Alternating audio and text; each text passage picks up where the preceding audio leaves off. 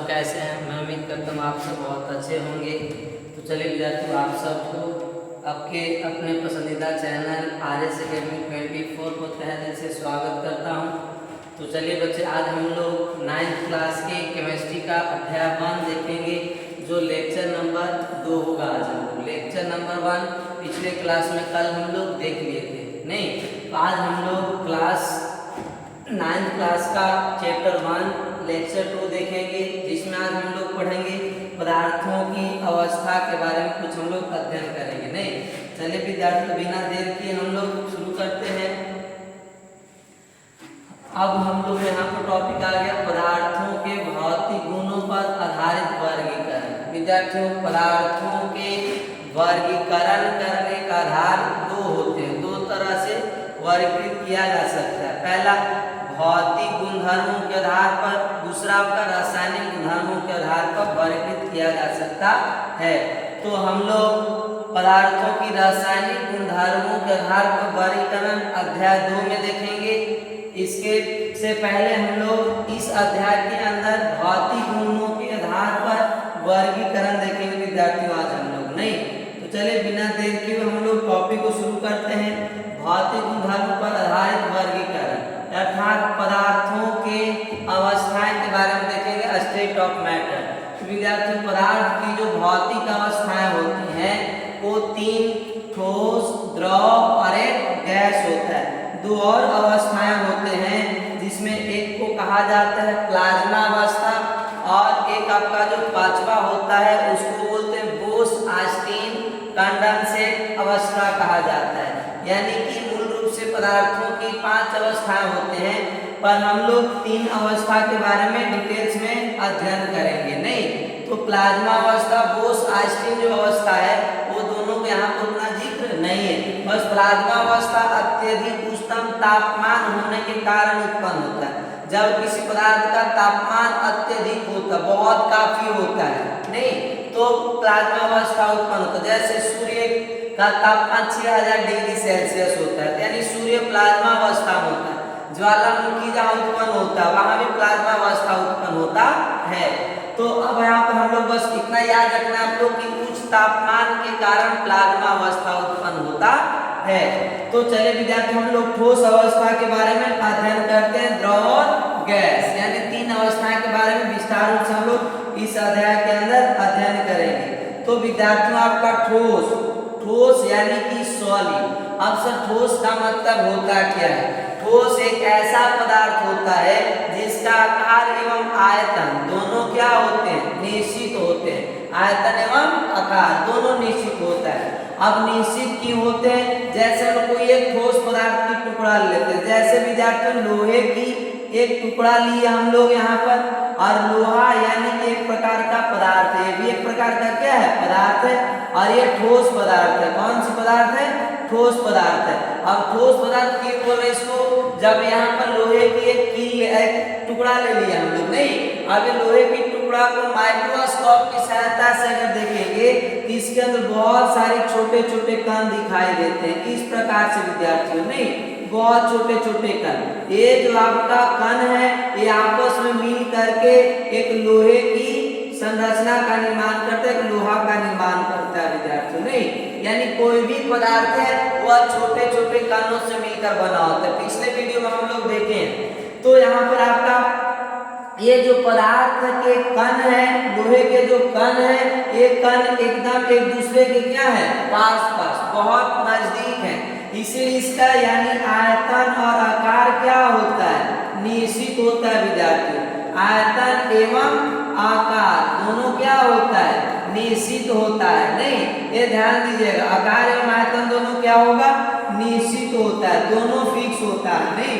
दोनों निश्चित होता है, दोनों निश्चित होते हैं। अब निश्चित क्यों होते हैं? क्योंकि ठोस के कण एक दूसरे के एकदम पास पास होते हैं, एकदम नजदीक नजदीक होते हैं। यानी इन कणों के बीच में प्यार मोहब्बत बहुत ज्यादा होता है, नहीं?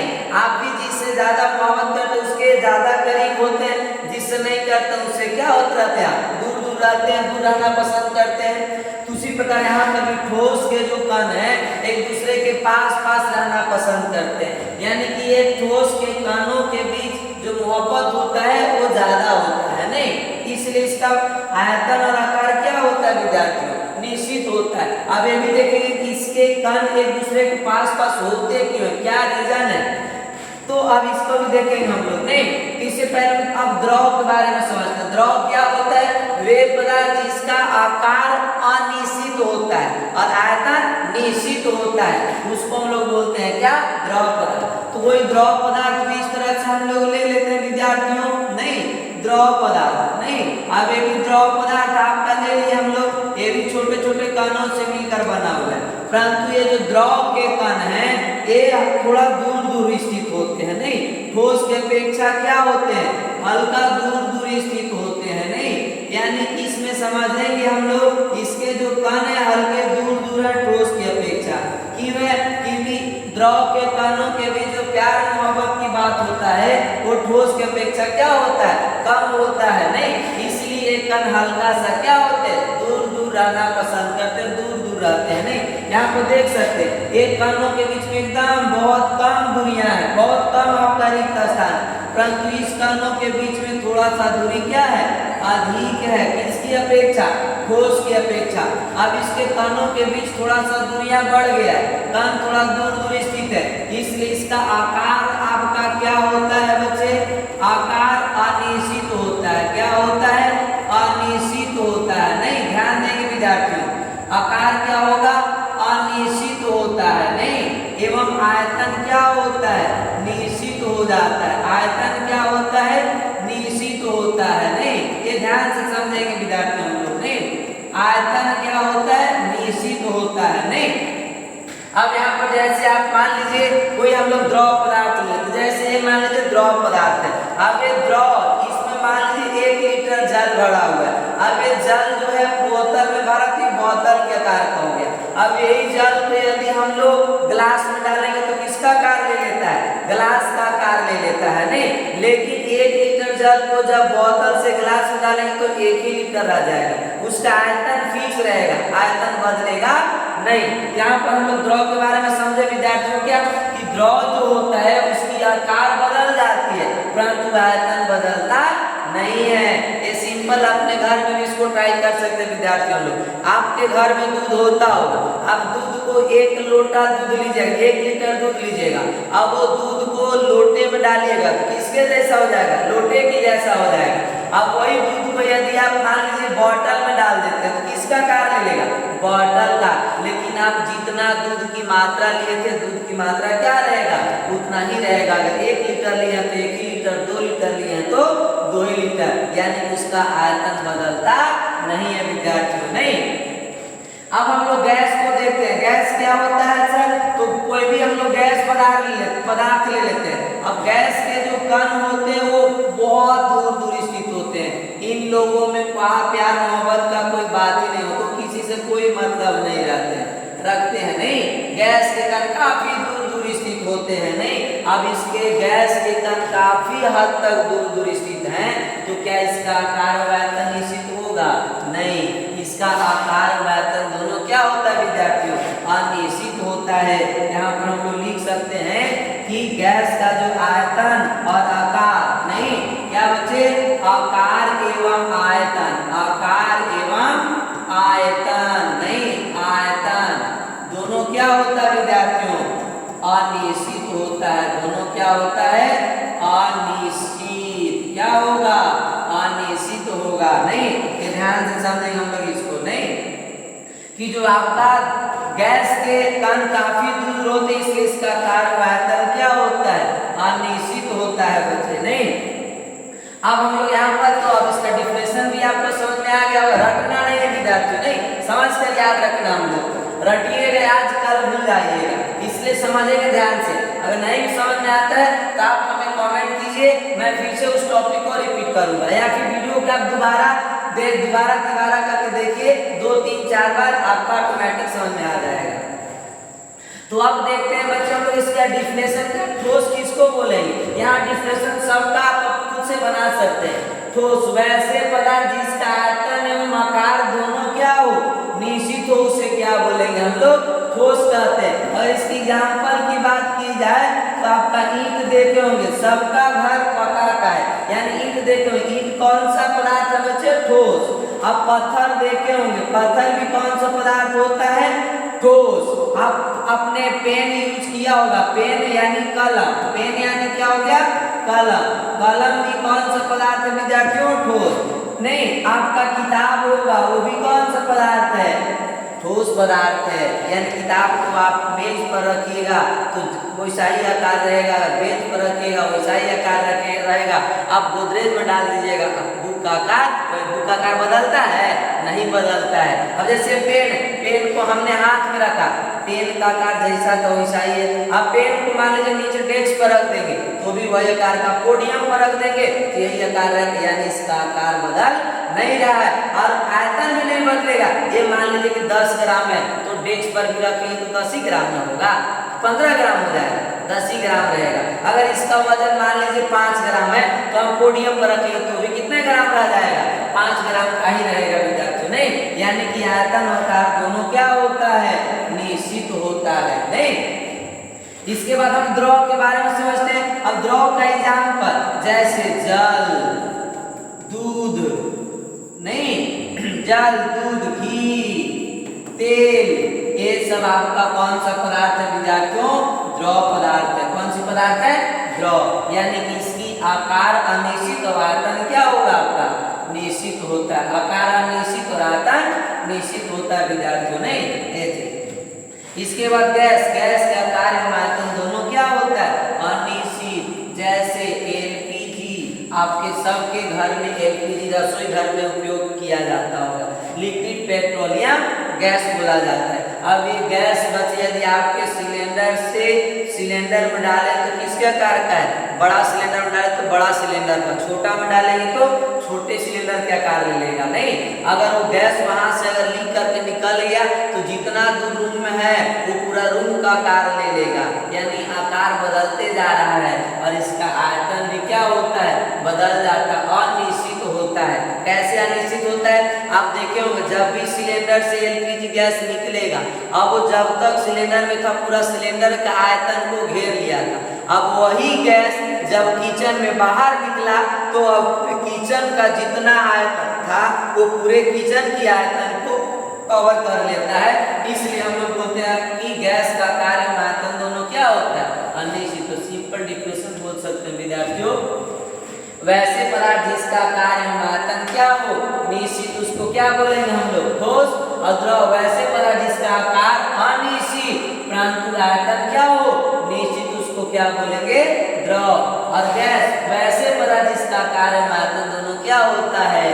अनिश्चित होता, उसे क्या बोलते हैं हम लोग? गैस कहते हैं विद्यार्थियों। नहीं, ये चीज अब हम लोग समझते हैं यहाँ पर थोड़ा सा कि सर ठोस के कण एक दूसरे के पास हैं, द्रव के हल्का दूर है, गैस के पूरा दूर है, ऐसा क्यों होता है सर? यहाँ पर समझेंगे विद्यार्थी हम लोग प्यार से। नहीं, कि यहाँ पर कण एक दूसरे से पास है क्योंकि इनमें प्यार मोहब्बत ज्यादा है, इनमें प्यार मोहब्बत कम है और इनमें प्यार मोहब्बत है ही नहीं, इसलिए क्या है आपका? दूर है। तो अब विद्यार्थी यहाँ पर हम लोग इसको देखते हैं कि यहाँ पर प्यार मोहब्बत की जगह पर एक बल आ जाता है। कौन आ जाता है विद्यार्थियों? एक बल आ जाता है। उस बल को बोलते हैं हम लोग कौन सा बल? अंतरान्विक। कौन सा बल? अंतरान्विक बल कहते हैं, अंतरान्विक आकर्षण बल। कौन सा बल विद्यार्थियों? अंतरान्विक आकर्षण बल होता है।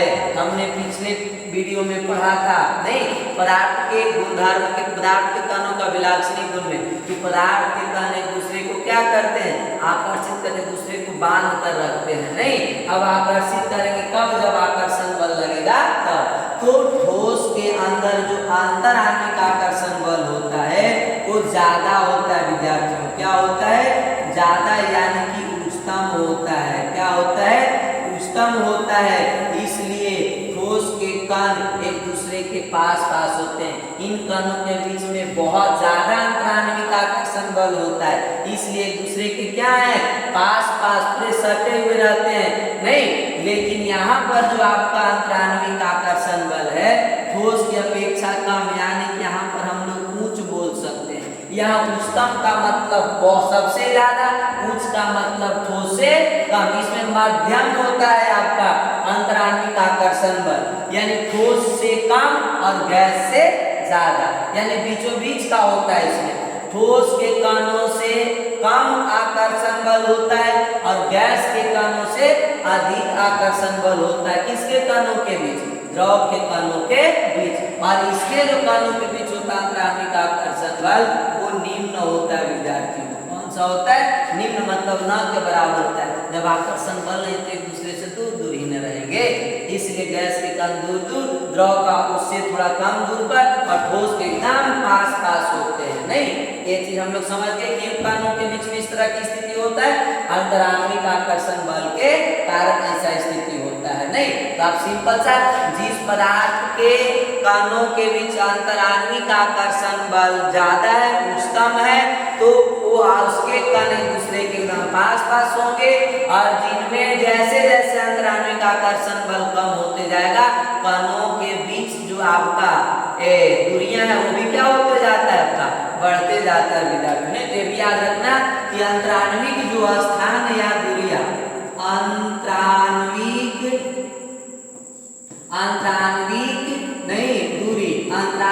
दूरी या अंतराण्विक स्थान कर दीजिए, एक ही बात है। अंतराण्विक दूरी या अंतराण्विक स्थान, तो ठोसों में अंतराण्विक दूरियां जो होता है विद्यार्थियों, क्या होता है?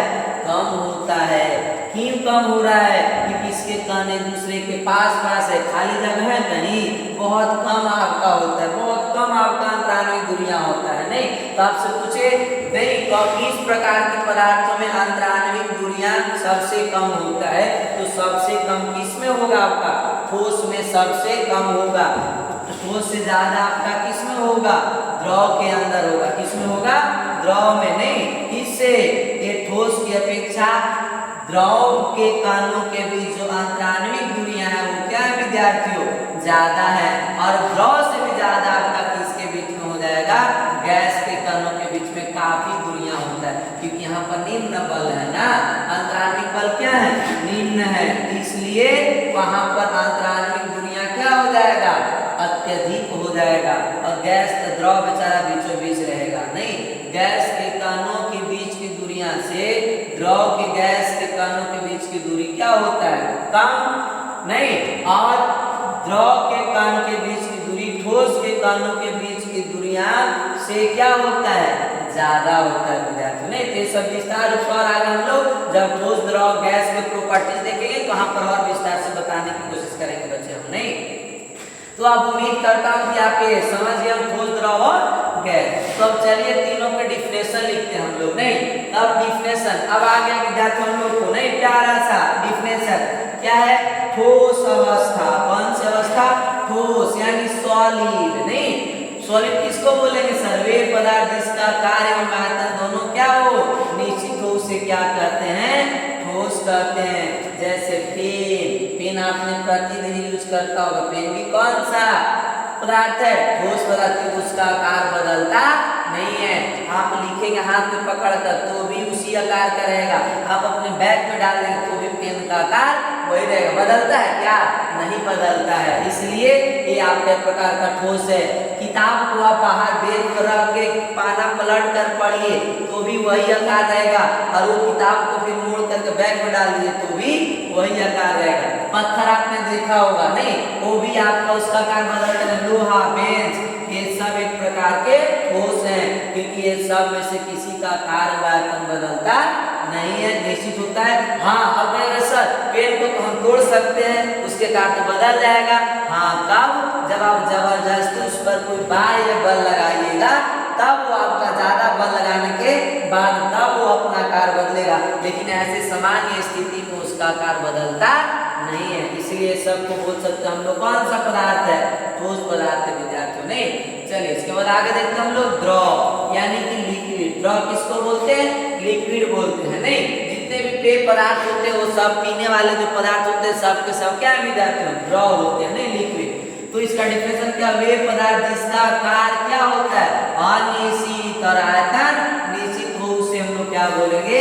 द्रव कहते हैं। अभी आपको समझाया हमने नहीं द्रव के बारे में, जैसे जल, तेल, घी, दूध आदि के सब कौन सा पदार्थ है? द्रव पदार्थ है, क्योंकि ये सबको जिस आकार के बर्तन में डालते हैं वही बर्तन का आकार ले लेता है। नहीं, इसका आकार बदलता नहीं है, अरे सॉरी, आकार बदल जाता है परंतु आयतन बदलता नहीं है।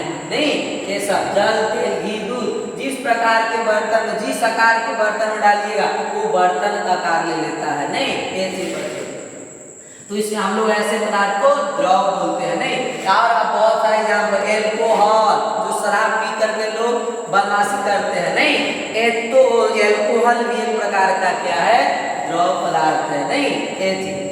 इसके बाद आगे हम लोग का बचे है कौन सा, गैस। कौन सा है, गैस। अब गैस के बारे में, वे पदार्थ जिसका आकार एवं आयतन दोनों क्या हो, अनिश्चित हो।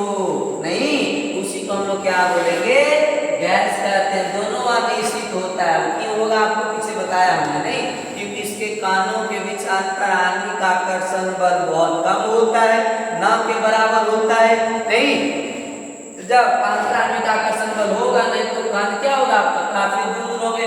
जब कण काफी दूर है उनका न तो वॉल्यूम और न शेप, आकार और आयतन दोनों में से कोई निश्चित नहीं होता। दोनों जैसे H2O2 LPG आदि, ये सब कौन से पदार्थ हैं, गैसीय पदार्थ है विद्यार्थी। नहीं, चलेगा अब आगे हम लोग। हाँ, अब देखिए कितना प्यारा सा टॉपिक आया आपके लिए, दृढ़ता, दृढ़ता। नहीं, क्या विद्यार्थियों, दृढ़ता। इसको कठोरता भी बोल सकते हैं हम लोग। क्या बोलते हैं, कठोरता। क्या बोलते हैं, कठोरता। अब कठोरता दृढ़ता सेम है आपका, इसमें कोई ज्यादा खास अंतर नहीं है। आपसे दृढ़ता पूछ दे या कठोरता पूछते तो सेम डिफिनेशन दे सकते हैं। अब दृढ़ता का मतलब क्या होता है सर, तो आप विद्यार्थी बताइए। जैसे हमने एक पत्थर ले लिया, क्या ले लिया, पत्थर। अब एक पत्थर को कितनों सब बल लगा, कितनों अपना ताकत लगा रहे यहाँ से, इसका आकार बदल रहा है। बाहर से हम बल लगा रहे तो भी इसका आकार बदल नहीं रहा है। 10 का 10 आकार है कि बदल गया, 10 का 10 आकार है, इसका आकार बदल नहीं रहा। कितनों बल इस पर लगा रहे बाहर से, ये आकार बदल नहीं रहा है। क्या इसका मतलब कि इसके अंदर कोई न कोई खास गुण होगा।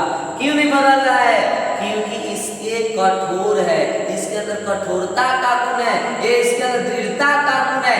इसलिए ये अपना आकार, बाहर से बल लगा रहे हैं हम तो भी ये अपना आकार बनाए रख रहा है, अपने आकार को बदलने नहीं दे रहा है, क्योंकि इसके अंदर दृढ़ता का गुण है, कठोरता का गुण है। समझ आए विद्यार्थियों, क्या डिफिनेशन लिखा हुआ देखेंगे हम लोग। नहीं, कोई पदार्थ का वह गुण जो उसे बाह्य बल के, मतलब बाह्य का मतलब बाहर से जो बल लगाएगा उसके विरुद्ध अपने आकार को बनाए रखने की चेष्टा करता, उसी को क्या बोलते हैं विद्यार्थियों, दृढ़ता कहा जाता है। नहीं, जब किसी भी पदार्थ पर अगर बाहर से आप बल लगाएंगे तो उसके अंदर का जो गुण है उसके आपके बल के विरुद्ध काम करेगा, विरुद्ध चलेगा। वो बोलेगा नहीं, आकार नहीं बदलने देंगे, नहीं, वो 10 के 10 रहने देंगे, वो जल्दी आकार बदलने नहीं देता है। तो उसी गुण को हम लोग क्या बोलते हैं विद्यार्थी, दृढ़ता कहा जाता है। नहीं, तो इसमें दृढ़ता कौन होगा सर, जैसे ये भी आपने एक पदार्थ लिए ईंट, ये भी एक प्रकार का क्या है, ठोस पदार्थ, इसके अंदर दृढ़ता का गुण होता है। इसको भी हम आसानी से आकार को बदल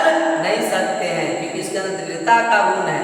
समझा विद्यार्थियों, तो अब सबसे ज्यादा जो दृढ़ होता है, दृढ़ता का गुण होता है केवल किसके अंदर, ठोस के अंदर। तो वही लिखा हुआ है, ठोस कैसे होते हैं, दृढ़ होते हैं। नहीं, परंतु द्रव और क्या आपका, सॉरी, द्रव और यहाँ पर गैस होगा, ठोस नहीं होगा। यहाँ पर क्या होगा विद्यार्थियों, गैस होगा। क्या होगा, गैस। नहीं, टाइपिंग मिस्टेक हो गया। तो यहाँ पर ध्यान रखना कि ठोस दृढ़ होते हैं, जबकि द्रव और गैस, द्रव और कौन विद्यार्थियों, गैस, द्रव और गैस दृढ़ नहीं होते हैं। इन पर जब कोई बाहर से दबाव लगेगा तो ये अपनी आकार को क्या कर लेते हैं, बदल लेते हैं, इनका आकार बदल जाता है। इसका मतलब इसके अंदर दृढ़ता नहीं है। समझ गए विद्यार्थियों, चलिए इसके बाद आगे चलते हैं हम लोग। आगे हम लोग को संपीड्यता आ गया। कौन आ गया, संपीड्यता। अब संपीड्यता का मतलब क्या होता है सर, नहीं, संपीड्यता का मतलब हो गया पदार्थ का वह गुण जिसमें बाह्य दबाव के कारण कण एक दूसरे के समीप आ जाते हैं, उसे क्या कहते हैं हम लोग, संपीड्यता कहते हैं। जब विद्यार्थियों हम लोग पदार्थों के ऊपर जब बाहर से कोई बल लगाया जाएगा तो बाहर से बल लगने पर उसके नहीं कण जो है दूर दूर स्थित थे वो कण फिर क्या हो जाते हैं, समीप मतलब नजदीक आ जाते हैं। जैसे यहाँ पर इस प्रकार से बच्चे हम लोग लिखते हैं गैस के कण, ये काफी दूर दूर है। अब गैस के कण काफी दूर दूर है, इनके बीच में खाली स्थान तो है ना। अब खाली स्थान है कि इनमें दाब लगाने के बाद एक दूसरे के पास आने के लिए कोशिश करेंगे, क्योंकि इसके बीच में आपका काफी क्या है, आपका काफी हद तक दूरी है, आपको काफी दूरी है। तो इस पर जब हम लोग बाहर से कोई दाब लगाते हैं तो दाब लगाने के बाद इसके कण एक दूसरे के क्या आना कोशिश करेंगे, एक दूसरे के समीप आने के लिए कोशिश करेंगे, एक दूसरे के पास आने के लिए कोशिश करेंगे। समझ गए विद्यार्थियों? नहीं, इस तरह से इसको सिंपल सा देखो कि जो कोल्ड ड्रिंक्स बनता है उसके अंदर गैस भरी हुई जाती है। कौन सी गैस? Carbon dioxide. और वो गैस के ऊपर जितना दाब लगाएंगे उतना ही अधिक गैस जल में क्या होता है, घुलनशील होता है। नहीं, कार्बन डाइऑक्साइड दाब लगाकर उसमें क्या किया जाता है, घोला जाता है। यानी कि गैस के कणों पर जब दबाव पड़ने पर उसके कण एक दूसरे के कहाँ आना शुरू करेंगे, कोशिश करेंगे, एक दूसरे के पास आने की कोशिश करेंगे। नहीं, इसका मतलब कि गैस क्या होता है, संपीड्य होता है। नहीं, अब द्रव के कणों के बीच में हल्का क्या होता है, दूरी होता है। इसको भी दबाने पर इसके कण कुछ नजदीक आएंगे, क्योंकि इनमें भी दूरी है लेकिन बहुत कम है। नहीं, बहुत कम रिक्त स्थान है, बहुत कम खाली स्थान है। और यही खाली स्थान को भी हम लोग क्या बोलते हैं विद्यार्थियों, अंतराण्विक स्थान कहा जाता है। अंतराण्विक स्थान कहते हैं, अंतराण्विक दूरियां कर सकते हैं। नहीं, ये चीज तो ये आपका इसके बीच में कुछ दूरी है, इससे भी जब दब लगेगा बाहर से, इसको भी जब दबा दीजिएगा इसके कण में कुछ क्या आने के लिए कोशिश करेंगे, आपका नजदीक। परंतु ये ठोस पदार्थ ले लिए, अब इसको कितनों दाबेंगे हम। संपीड्य का मतलब विद्यार्थियों दबाव देना। नहीं, दबाने के बाद जब किसी का कार्य बदल जाएगा, नहीं, उसके कण नजदीक आ जाए, समझिए को संपीड्य है। और जब कोई पदार्थ पर कितनों बाहर से बल लगा है उनमें कोई परिवर्तन नहीं हो रहा है, कुछ नहीं बदल रहा है, ये पर उसको हम लोग असंपीड्य बोलते हैं, वो संपीड्य नहीं है। तो बताइए इस पर हम बाहर से दाब लगा रहे, इसके में कोई परिवर्तन हो रहा है, इसके कण नजदीक आ रहे हैं, नहीं, क्योंकि ठोस के कण तो ऑलरेडी पहले से ही क्या होते हैं, पास होते हैं, नजदीक होते हैं ठोस के कण। नहीं, ठोस के कण एक दूसरे के क्या होते हैं, आपका नजदीक होते हैं। एक काफी यानी कि एक दूसरे के नजदीक होते हैं। तो अब इस पर कितना भी दबा लगाएं तो दबेगा नहीं, दबेगा। ये पेन को हम दबा रहे हैं, दब रहा है नहीं, दब रहा है, क्योंकि इसके अंदर संपीड्यता का गुण नहीं है। संपीड्यता का गुण क्यों नहीं है, क्योंकि इसके कण एक दूसरे के पास है, नजदीक है। समझ गए विद्यार्थियों? तो वही डिफिनेशन लिखा हुआ है, पदार्थ का वह गुण जिसमें बाह्य दबाव के कारण कण एक दूसरे के क्या समीप आ जाते हैं, उसे क्या बोलते हैं हम लोग, संपीड्यता कहते हैं। तो क्या ठोस संपीड्य होगा? नहीं, ठोस संपीड्य नहीं होता है।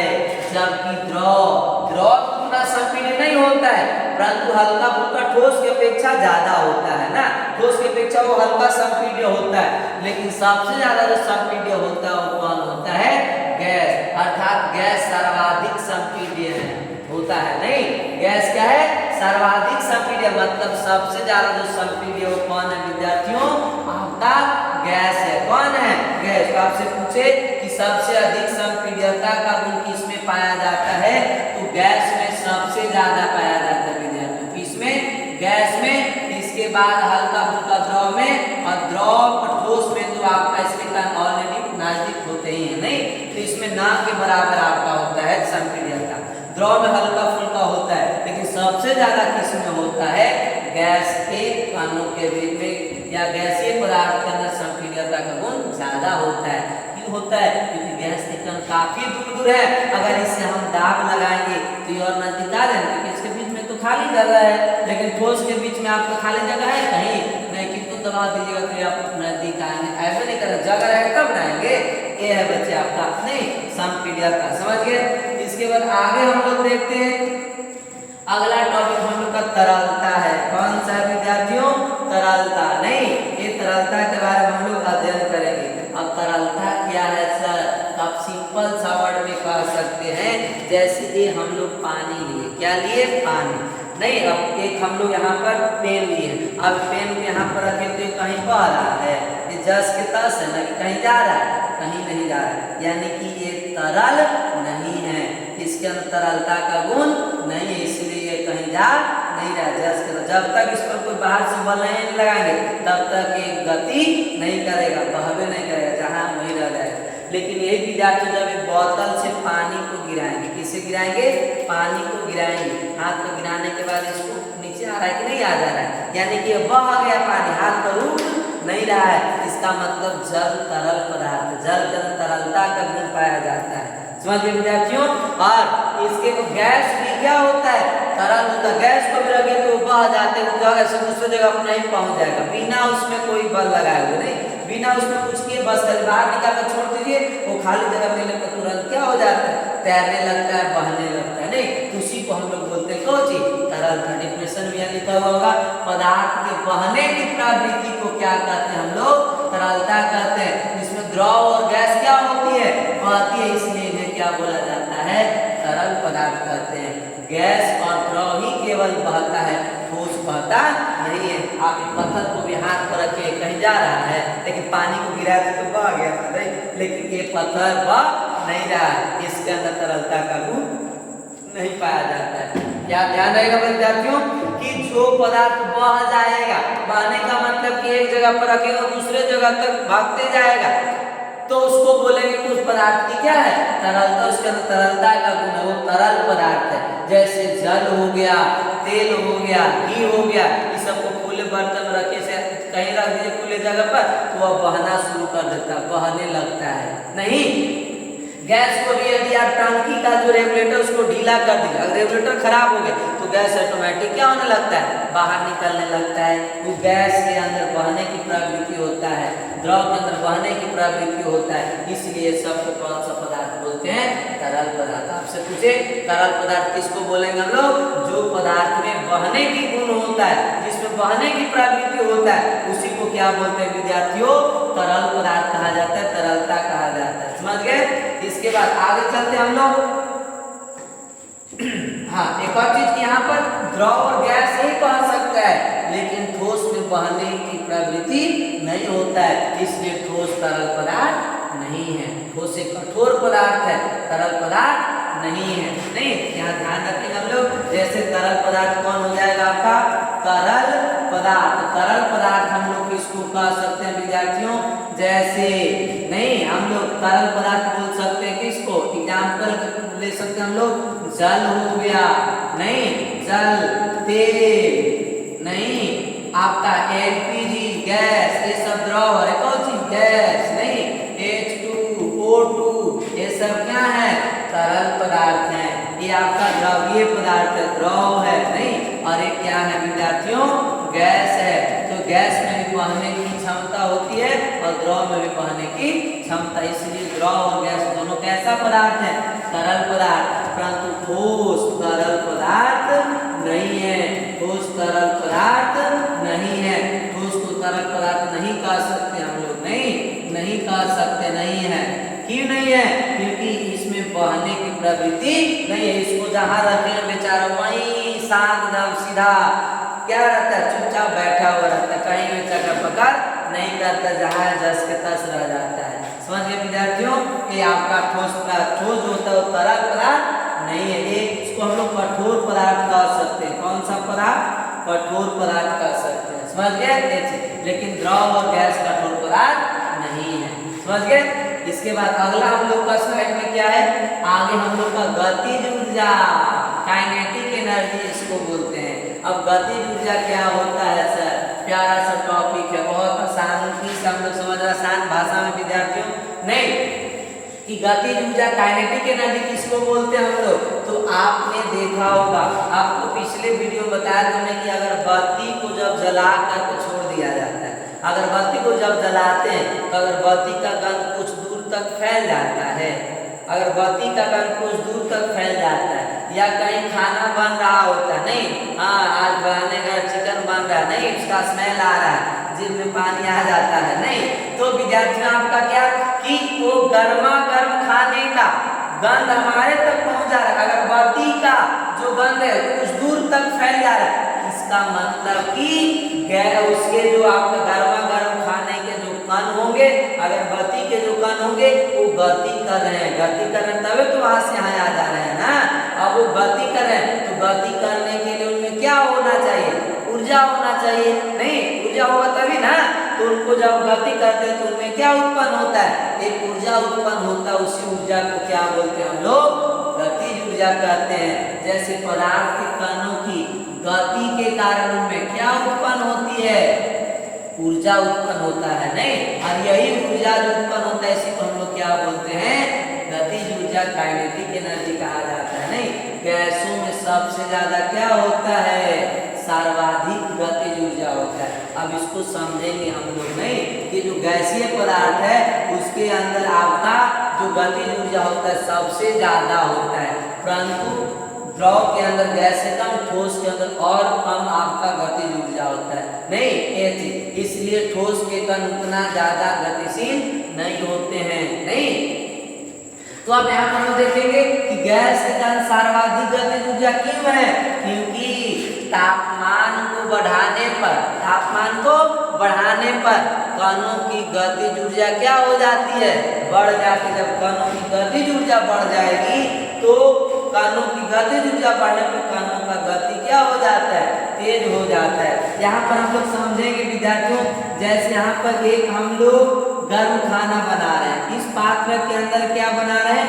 गर्म खाना बना रहे हैं। नहीं, इसके अंदर हम लोग क्या डाल दिए? दाल चावल नहीं, ये सब पानी जल जो भी इसको लगा करके इसमें हम लोग क्या बना दिए? खिचड़ी बना दिए। इसको क्या बना दिए? खिचड़ी। इसके अंदर आपका कैसा खिचड़ी है? गर्म खिचड़ी है। कैसा खिचड़ी है? गर्म। इसको नीचे सुषमा दे करके क्या कर रहे हैं? गर्म कर रहे हैं। नहीं, और एक यहाँ पर आपका कोई ठंडा खाना है। कौन सा खाना है? ठंडा, पहले से बना हुआ खाना था। नहीं, अब बताइए तो किसका स्मेल? ये आपका ठंडा है। कैसा है? ठंडा है। नहीं, ये आपका बहुत कूल, एकदम आपका ठंडा कूल है। नहीं, और ये कैसा है? हॉट। कैसा है विद्यार्थियों? हॉट है आपका। नहीं, कैसा है? हॉट है। तो अब कूल और हॉट यानी गर्म और कूल का मतलब कौन चीज? ठंडा। तो अब बताइए इसमें किसका स्मेल हमारे नाकों तक कुछ दूर से पहुंच जाएगा? वो गर्म वाले खाने में, क्योंकि ये गर्म खाना और ये क्या है? ठंडा है। ये गर्म, इसका मतलब कि इसमें तापमान क्या है? ज्यादा है। ताप क्या है? अधिक है। नहीं, और इसमें ताप क्या है? ठंडा होगा तो ताप क्या हो जाएगा? कम, नॉर्मल टेम्परेचर हो जाएगा। ताप कम है।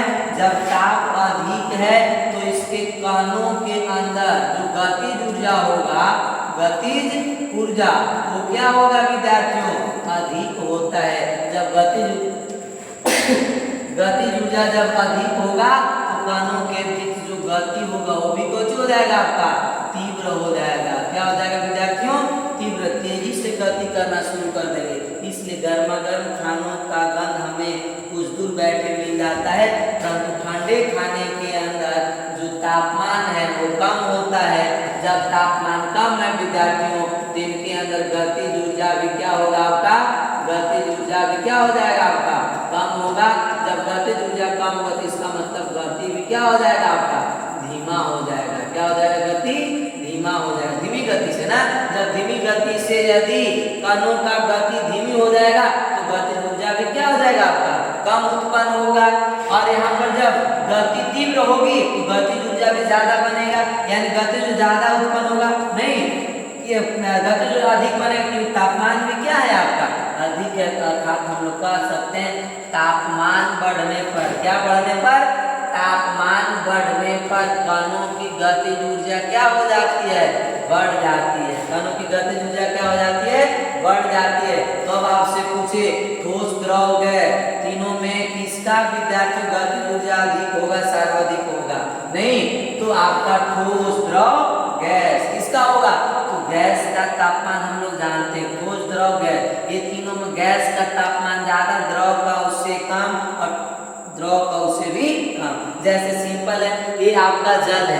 पानी को जब हम लोग टेम्परेचर कम करते जाएंगे, 0 डिग्री सेल्सियस पर ले लाएंगे तो ये बर्फ बनना शुरू हो जाता है। नहीं, अब वही जब टेम्परेचर कम किए तो बर्फ यानी ठोस अवस्था, और वही बर्फ को जब हम लोग गर्म करना शुरू करेंगे तो द्रव अवस्था में, और अधिक तापमान देंगे तो द्रव से कौन चीज बन जा रहा है, तो जल वाष्प यानी गैसीय अवस्था में। तो तापमान बढ़ने के बाद ना गैसीय अवस्था आया, ठोस का तापमान कम, द्रव का तापमान उससे ज्यादा, गैस का द्रव से भी ज्यादा होता है। इसका मतलब यहाँ पर हम लोग लिख सकते हैं कि जो ठोस पदार्थ होते हैं उनके अंदर जो गतिज ऊर्जा होता है वो कम होता है किसकी अपेक्षा, द्रव की, और द्रव में भी कम होता है किसकी अपेक्षा विद्यार्थियों, गैस की अपेक्षा। यानी गैस के अंदर जो आपका गतिज ऊर्जा होता है वो सर्वाधिक होता है, उससे कम द्रव के अंदर, उससे भी कम क्या होता है, ठोस के अंदर। तो अब आपसे पूछे ठोस, द्रव, गैस, तीनों में से